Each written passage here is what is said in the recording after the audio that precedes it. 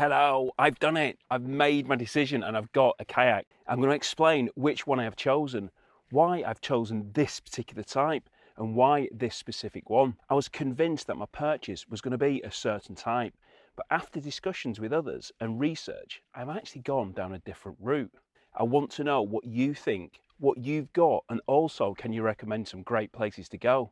In a recent video, I explained the health benefits of an outdoor lifestyle and how a campervan goes hand in hand with this. And if you're not enjoying an outdoor lifestyle, then start now and you will feel the benefits. It is a proven fact. I enjoy being out on my paddleboard, but also I like the idea of sitting down in and on a kayak. It's an activity which can be done for all ages, young and old, and it's something which you can put in as little or as much effort as you want. It can be just nice just to leisurely sit on the water, slowly paddling around the coastline. You don't even need to go particularly far for that. With my ongoing heart condition, currently I'm not able to go very far myself anyway, and I don't need to. I can still experience the pleasures of our beautiful environment when the weather is good. Additionally, I've got a personal flotation device. I've got my buoyancy aid, which of a term which you want to use for it. You know, safety first. It's a safety item, but it's definitely something which I hope I'm not actually going to need. I'm also kitted out with all the other things I need, including wetsuits. I've got my wetsuit in here. Yeah, I've got a shorty because the water is cold, and again with my heart, I'm not really meant to be going in cold water, so that's obviously going to help, even though hopefully I'm probably not going to go in there. And then I've obviously got my robe as well. So got my dock and bay shorts. Obviously it needs shorts under my wetsuit, and I've also got a towel as well afterwards. Now this towel, dock and bay towel, is fantastic. I'm going to talk about this more in a future video, but I got these relatively recently and they are absolutely fantastic, although the family do love them as well. And as I've said in a previous video, they do tend to go missing with the family, so I'm actually quite lucky that I've got that today. Being able to pack the towel away in a small bag like that can really be beneficial. So like if I'm taking the kayak over to Cornwall or something, that does sound a long way, but to be honest with you, Mount Edgecombe's just a short distance from Plymouth where I am now. And I can keep everything in my dry bag. This is a waterproof bag, and even if submerged, it is going to remain dry. And actually, there's a clue. Well, not so much of a clue, but actually one of the answers to one of the questions.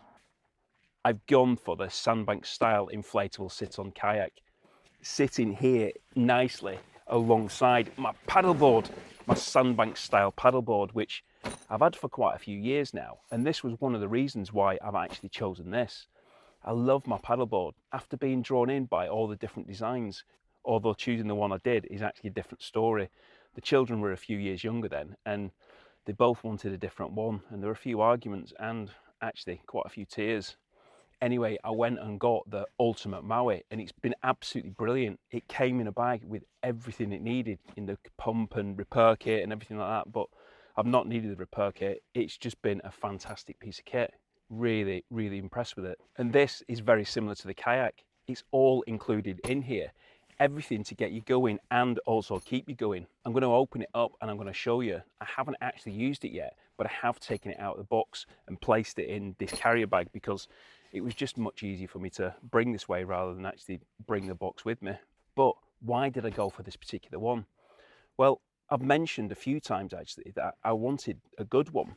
I love being out on the water, and there's some beautiful places for me to see in this amazing countryside which we're surrounded by, and a few of them have got rocks and things like that. So I originally thought that I wanted a hard shell kayak because I was thinking about that durability and how much better it could potentially be against that damage. But that was until I started to speak to other people about it, and they were saying that inflatable kayaks are now far better than they used to be. The technology's improved, and a good quality inflatable kayak is made of much better quality materials than they used to be. Some people who I was speaking to actually said that they've got hard shell kayaks, but they don't often take them out because just of the hassle of transporting them. So they tend to use the inflatable paddleboard instead. So my original reason for going for a hard shell had actually been dispelled, and now I could only actually see positives for the inflatable for me. Positives mainly, but I will touch on that.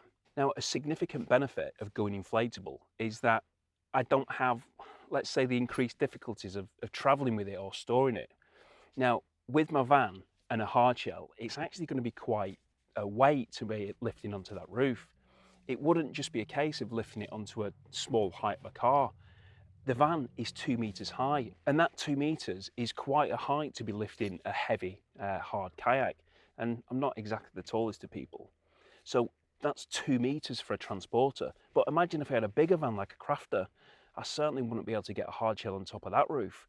So that's one of the big reasons for going for this. However, with this, whilst deflated, it's in its bag and it can be placed in the back of my van. It would even go into a car. I can transport it without the heavy lifting hassles. Storage is also very easy, both home and away. There's no need for a garage to keep it in or having it sit outside in your yard or your garden. Because it packs away in this bag, it's much more compact than a hard shell kayak. So you can keep it in your house relatively easily. It's just much easier to store than a hard shell. Whilst away, it can stay in your van or your awning rather than it being out in the open. What this means is that I can have a kayak which I can store and transport easier.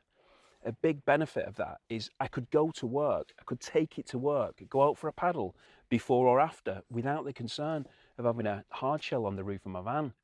A simple inflate to go out and a deflate when I've finished.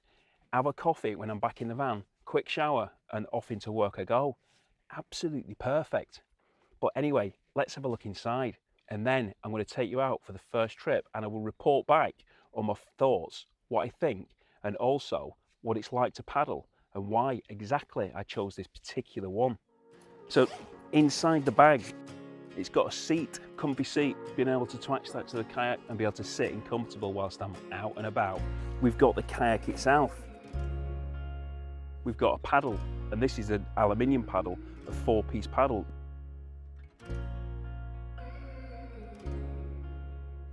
We've got the pump, which is the high volume dual pump. It can inflate it and it can also deflate it. It's got a fin to help stability whilst it's underwater. It's got a repair kit, and inside the repair kit it's got various bits to actually repair it, but hopefully I'm not actually going to need that. Let's put it together, get down to the water and see what this is like.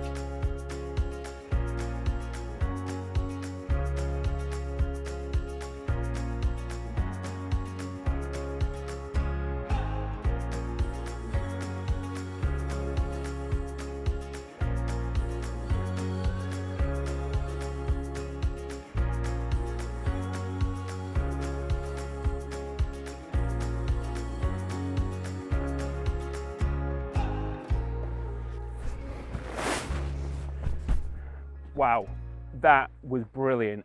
Brilliant to be getting out there on a nice sunny day, just relaxing out on the sea. It was fantastic. And the kayak just felt absolutely solid. It felt really stiff. The technology has definitely improved. I have used an inflatable from about 10 years ago and the technology leaps and bounds ahead. And this design from the Sandbanks is absolutely superb. Felt really stable. At times I actually put my daughter in there, and even when she was getting in and out, it just felt as though it was supportive. Being able to move around it, and there was no concern whatsoever that I was actually going to take an unplanned dip. It was just really quite solid. I've been on the cheaper inflatable kayaks a few years ago, like I said, and it felt like you were just stood on a lilo, you know, what kind of just like folded in as you got on them. But this is just really stiff. It did feel like a solid shell. Don't ask me any technical questions, anything of a technical nature, I don't know. I just know how it actually felt. I'm sure there's experts out there who could tell you exactly what it is. But as a user, as a buyer, it feels great. But I do know that with it being drop stitched and its V-shaped hull, then those design features really do help with that maneuverability. To me, it just feels really good, and that's what matters to me.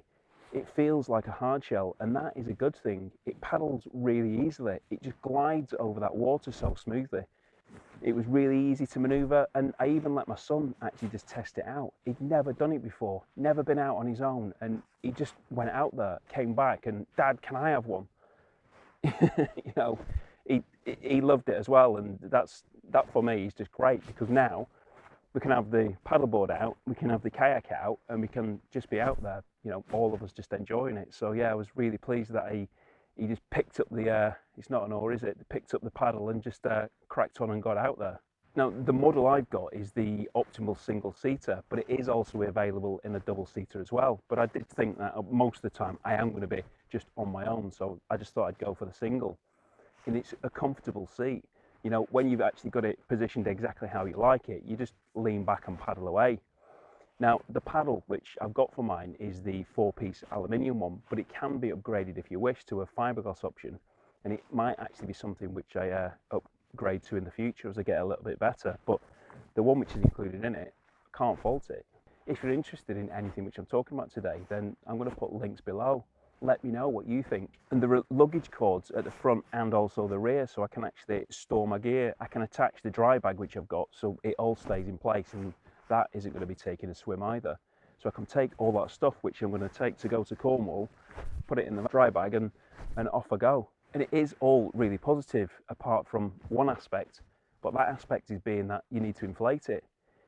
It's not a hard shell, so you do have to put the air in it yourself, but to be quite honest with you, it isn't difficult. And you could also use an inflator, but I let my daughter do it instead, so that made it even easier for me. But to be honest with you, she only did a bit and I kind of finished it off. It isn't putting as much air in, as much pressure as you are in a paddleboard, so it is much easier to do it. It was surprisingly much easier to inflate than I thought it was going to be. So why sandbank style? Well, as I've already said, I've got the paddleboard and I absolutely love it.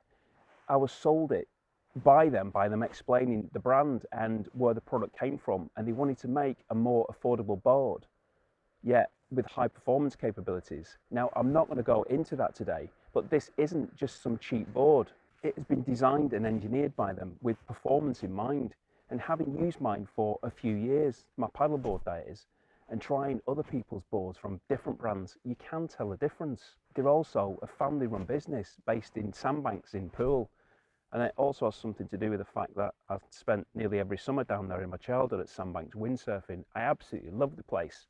So, you know, like when things kind of just like resonate with you, yeah, Sandbanks was just one of those places, and I kind of just like made a beeline when I went in the shop and first saw them in there. Just fancied it. And I intend to be exploring the Dorset coastline later this year. Let's hope we can have some nice weather, Durdledore and places like that. Just some beautiful places. And I explained in a previous video the benefits of having that outdoor lifestyle. You can see that video here, or actually how to make coffee on your travels. Thanks for watching. I hope to see you soon.